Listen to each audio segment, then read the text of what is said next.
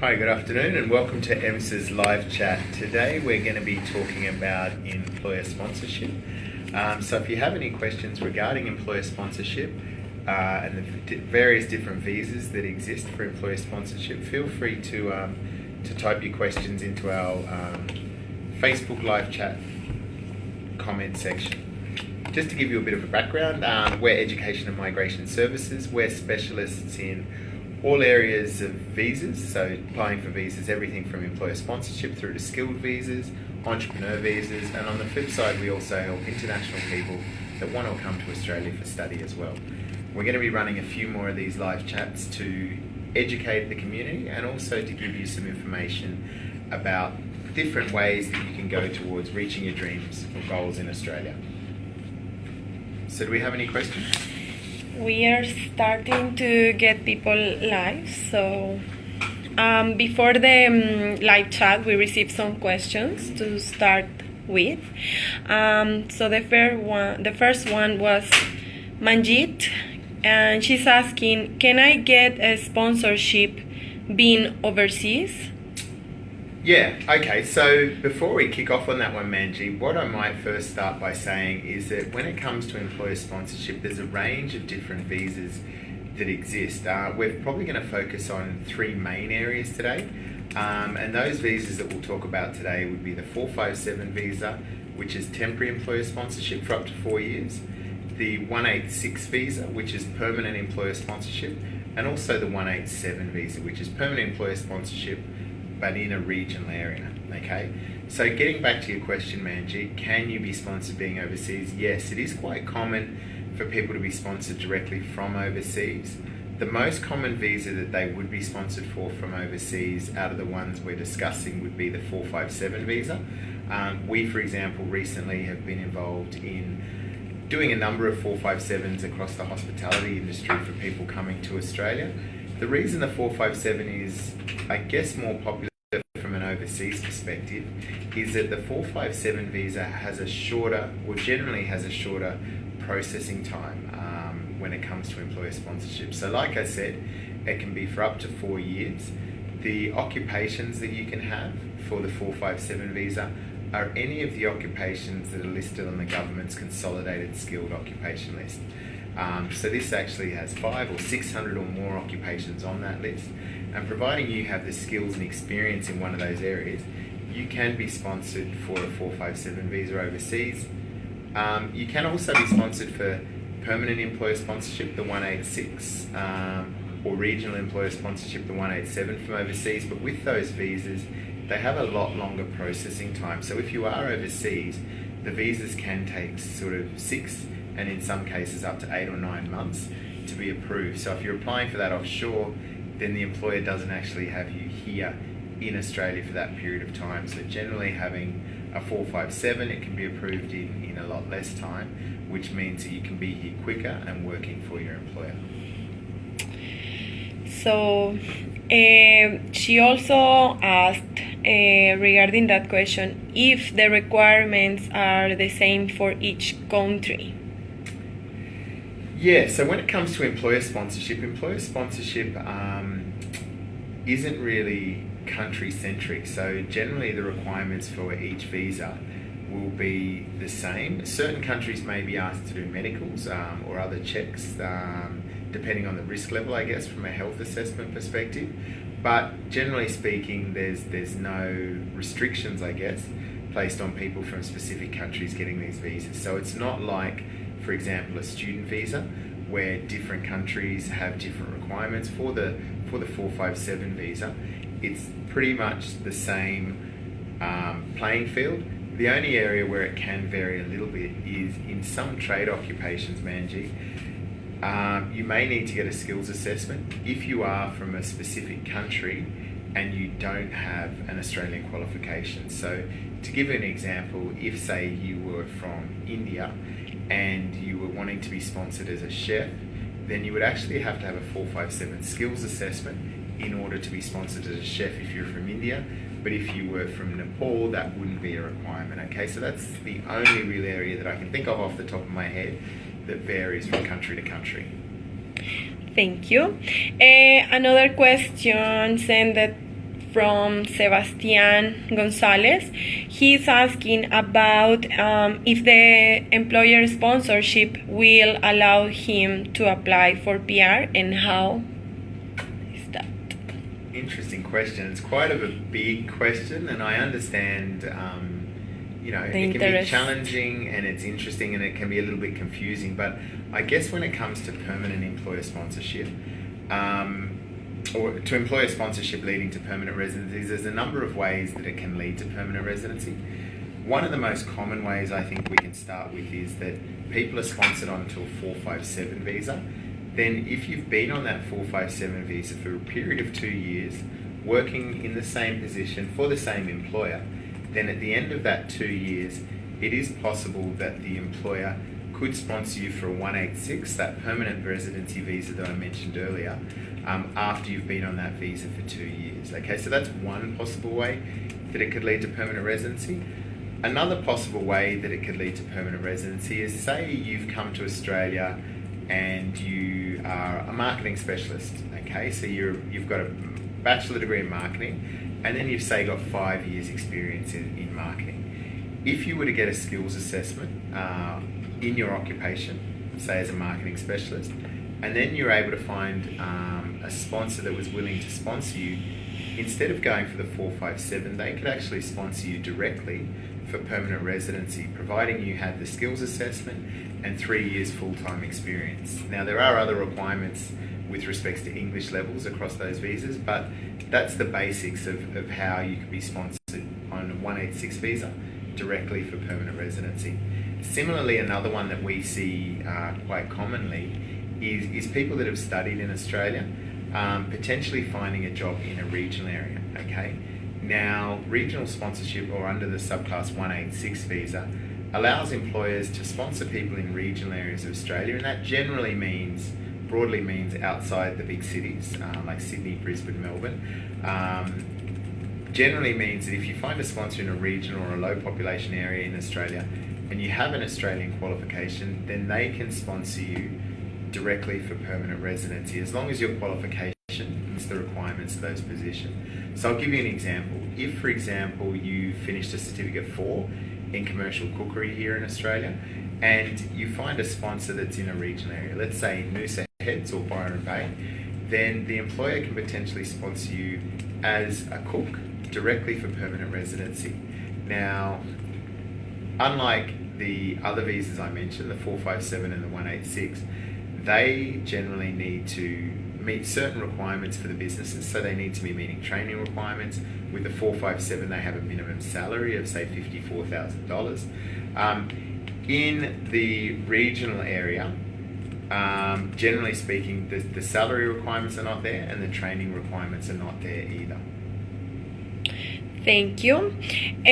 So Basaula Umis just saying hi, and I think the question he's asking is quite complicated. It's I think a specific case-oriented question. So unfortunately, we can't answer anything.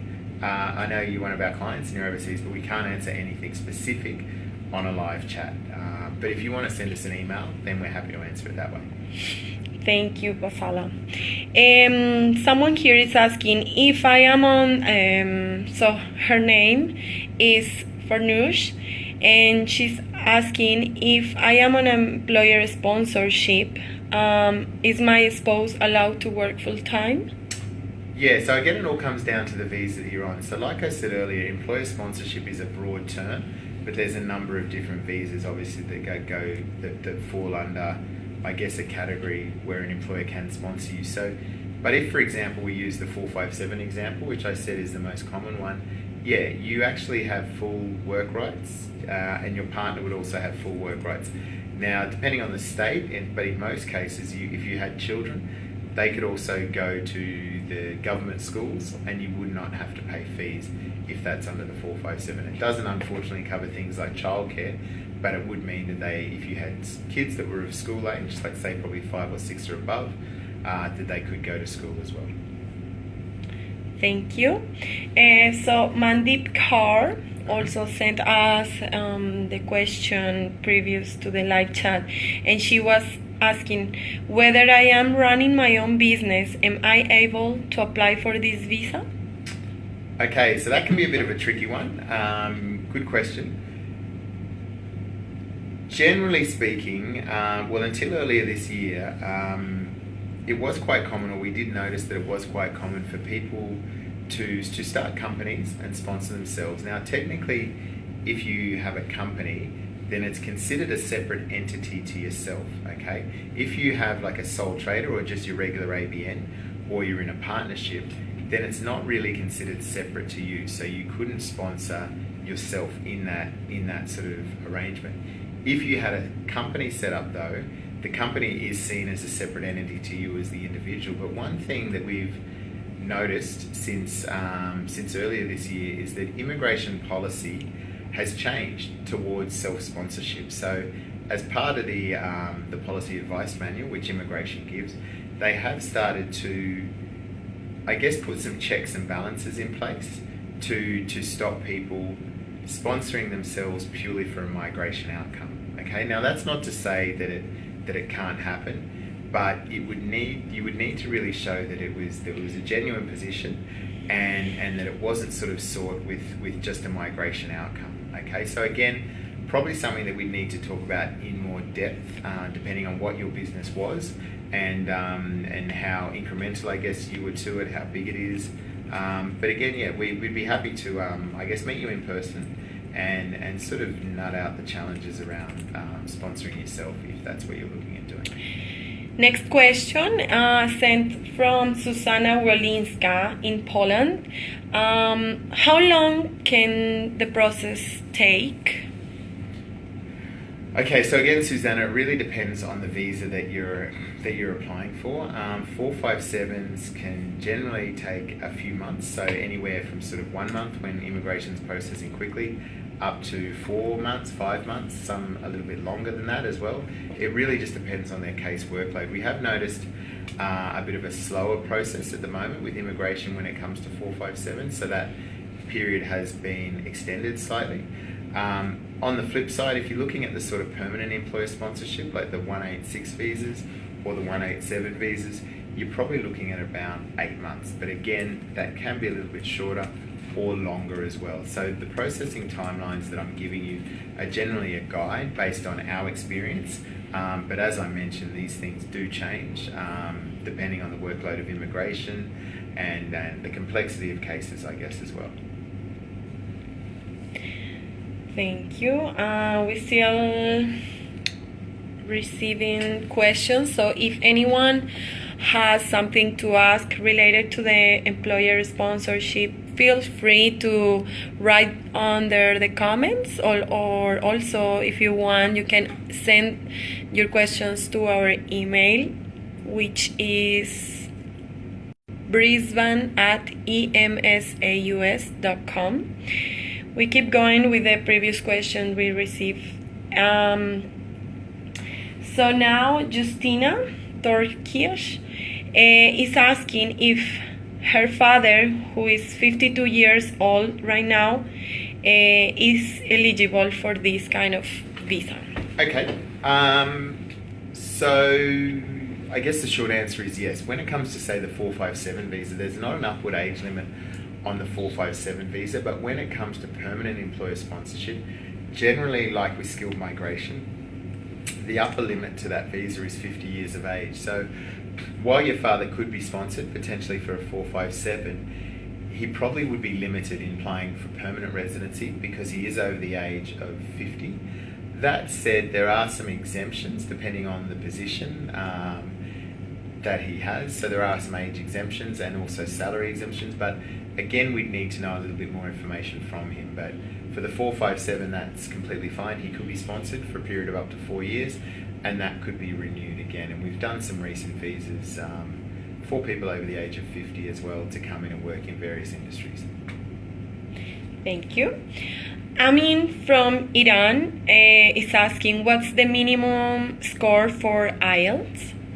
Okay, so the minimum score for IELTS, now again it varies depending on the visa that you're applying for. With 457 visa, the minimum IELTS you require is a 5 in the IELTS, and If you're looking at the more permanent employer-sponsored visa, like the 187 and the 186 that I mentioned earlier, you need a 6 in each band. Now, we actually have other tests, or there are other tests, I guess, that immigration will accept. So it doesn't just have to be IELTS anymore. They will also accept Pearson, which is also known as PTE, Cambridge, OET, and TOEFL, as well as the IELTS test. So there are a few. And if you go to our website or to our blog, we actually have a list of the different tests and how they compare as well. So you can actually, if you already have a result, you can have a look and see how you fit and whether you'd need to do another English test if you were to be sponsored. Antonio Carrillo from Venezuela is asking, I know each occupation is different, but what qualifications do I need to be sponsored? So again, Antonio, was it? Antonio, it would be good if we knew what your occupation was. But say, for example, as I mentioned earlier, if you were, say, wanting to be sponsored as a cook, you would need a certificate for in commercial cookery. If you want to be sponsored in, say, kind of the higher occupations that sit sort of in the twos in the ANSCO list, they generally require a bachelor degree. So that's things like marketing specialist, advertising specialist, nurse, or I guess registered nurse.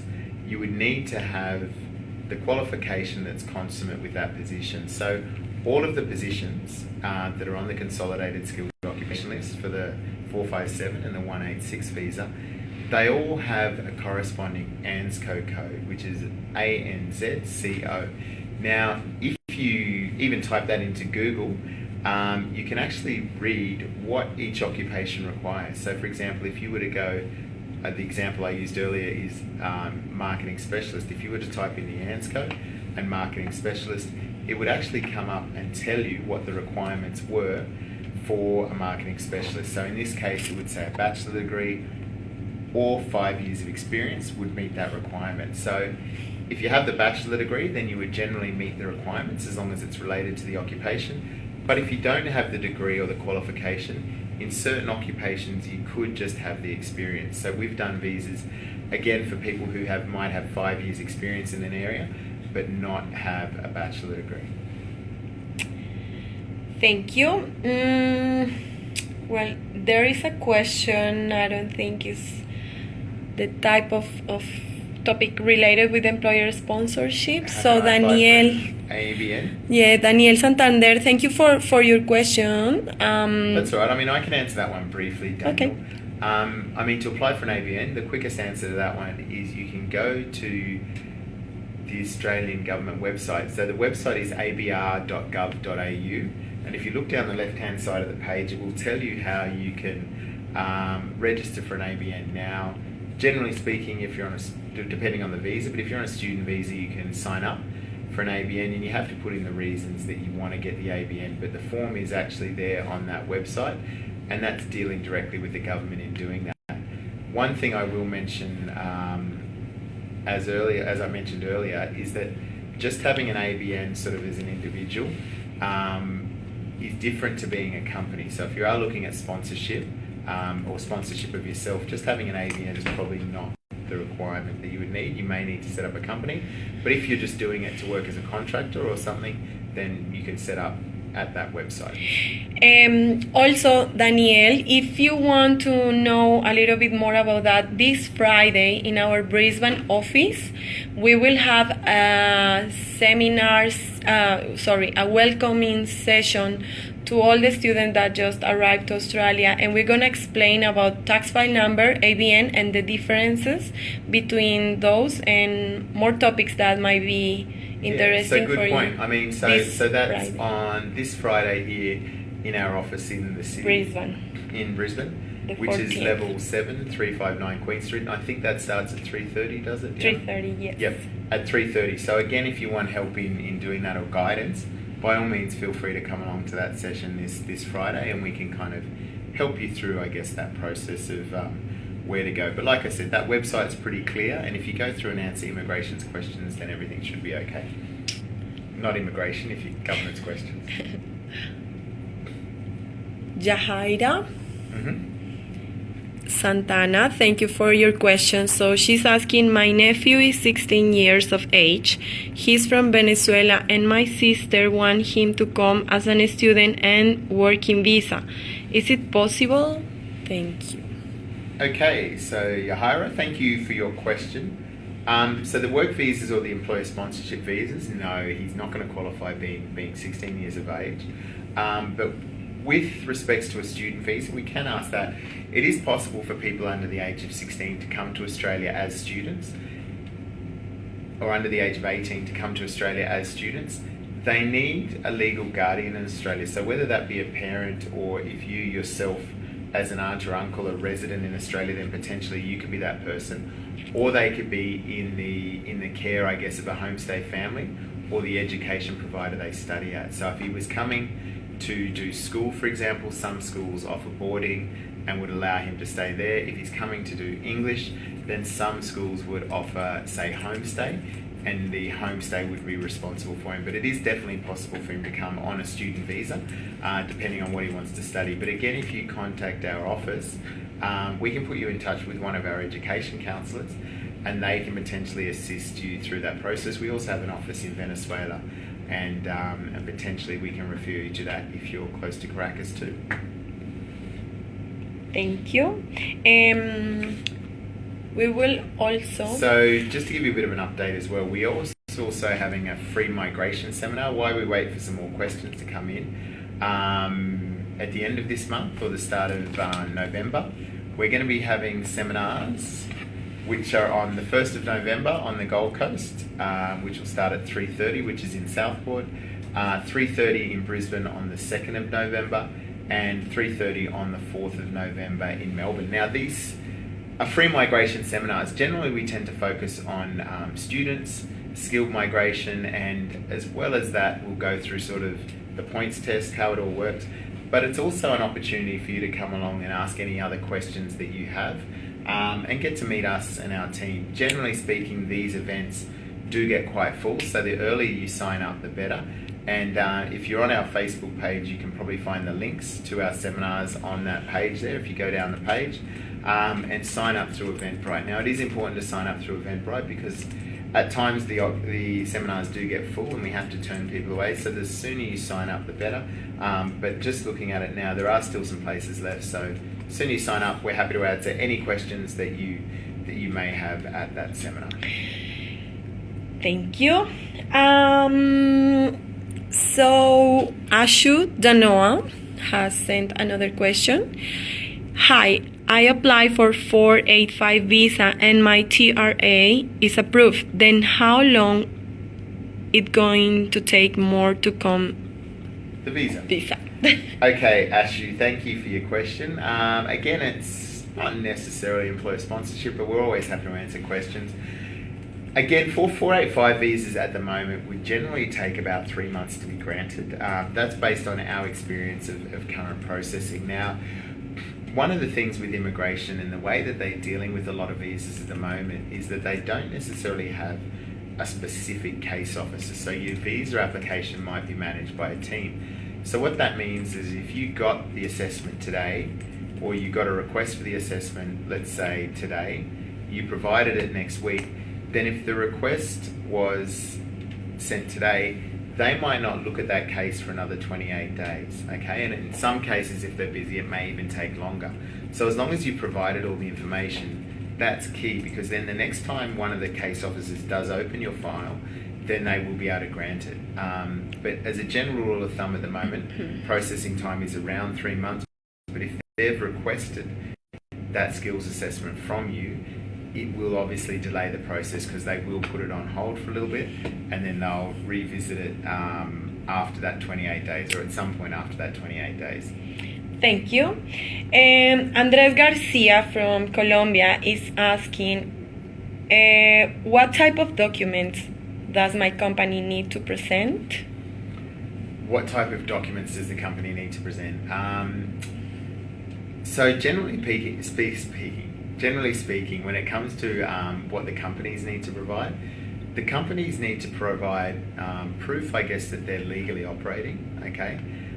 This would include things like their ASIC company registration or maybe their ABN. They would also need to provide the proof that they're in a financial position to sponsor you. So this would be done by either providing copies of their profit and loss statements, balance sheets, potentially a letter from the accountant or an accounting firm. Coupled with this, if they're applying to sponsor you, say, for a 457 or a 186 visa, they need to provide proof that they're training Australians. Now, this is a really key part to a sponsorship application, and an area that I guess having a migration agent can help you.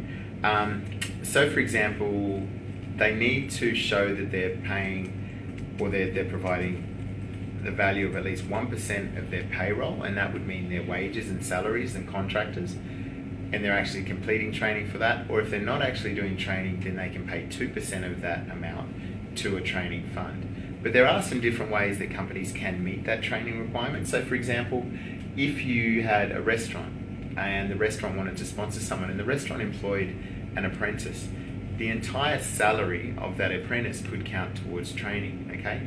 Similarly, other things that can count towards training is if you paid for your Australian citizen or resident staff to undertake training, a course, then the money paid towards that can count as well, okay? So there's a range of other ways that they can go about meeting that training, but as well as that, they have to provide an organisational chart showing where the position fits into the organisation. They also have to prove that the position is genuine, so that means that it's a real position and it hasn't been created for migration outcome and how it fits.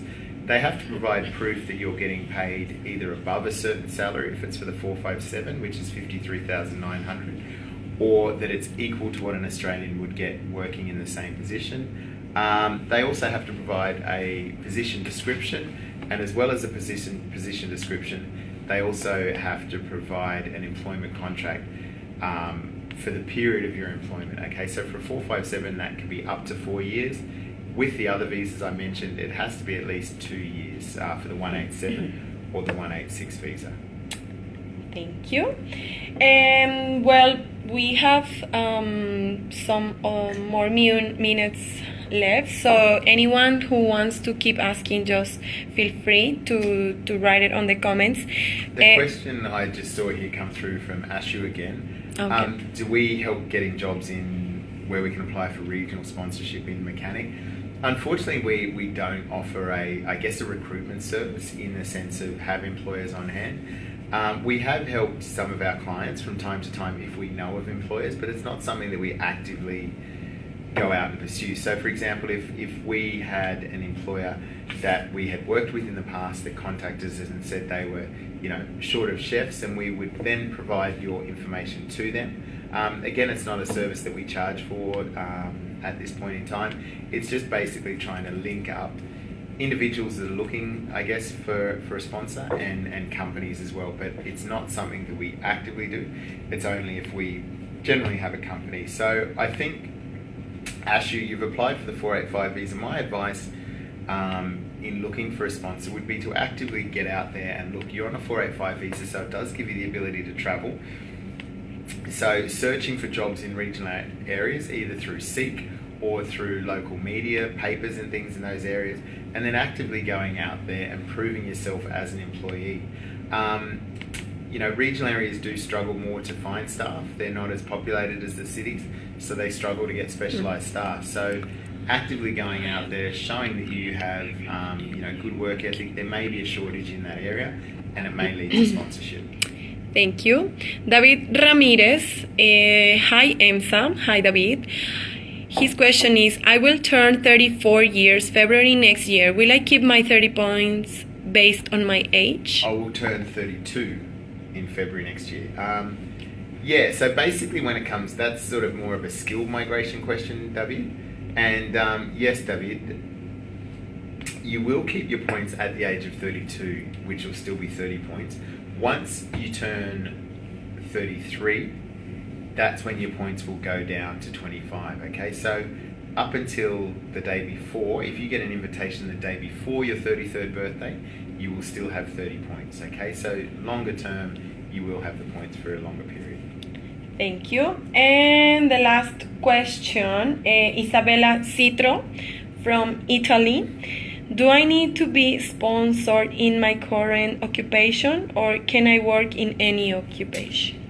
So it really depends. It's a very general question, or a broad question, I guess. But you can only be sponsored in an area that you have a qualification and or experience. Okay, so what that means is that if you have a bachelor degree that, say, maybe in the area of business, if it potentially covers a few different areas of business, then you may be able to be sponsored into a few different areas of business. Okay, or if you have a degree in business, but then you have maybe 5 years experience in events planning, then you may be able to be sponsored for a 457 visa as a conference and events organizer. So it really comes down to the specifics of your qualification and your experience. But yes, in some cases it is possible for people to potentially be sponsored in different areas based on what they've done in the past, whether that's qualifications and or experience.